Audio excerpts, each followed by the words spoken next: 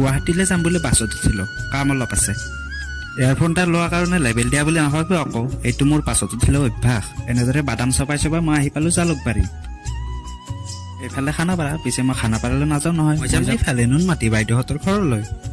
আৰু গুৱাহাটীৰ আটাইতকৈ ফেমাছ এইখিনি ঠাই কোনে কোনে চিনে কমেণ্ট কৰি জনাবচোন। বাছৰ পৰা নামি মই বাবুহঁতলৈ দুটামান চিপছ কিনি ল'লোঁ, আৰু বাবুৱে চিপছ খাই খাই কি ক'লে শুনকচোন।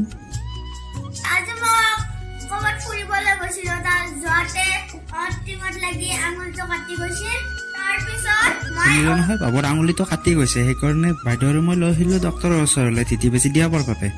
আৰু ডক্তৰে বাবুক মিঠা ঔষধ বুলি কৈ বেজীটো দিয়াই দিলে, আৰু বাবুৱেও অলপ হাল্লা নকৰাকৈ বেজীটো লৈ ল'লে। বেজীটো দিয়াই মই আকৌ আহি গ'লোঁ বাইদেউহঁতৰ ঘৰলৈ। আৰু মই আহি পেলাই গৰম গৰম ভাতৰ লগত কণী আৰু বেঙেনা ভাজি খাই দিলোঁ। ভাত পানী খাই পেলাই মই শুবলৈ আহিলোঁ। আজিৰ ভিডিঅ'টো এইখিনিয়ে আছিলে, লগ পাম অন্য এটা ভিডিঅ'ত।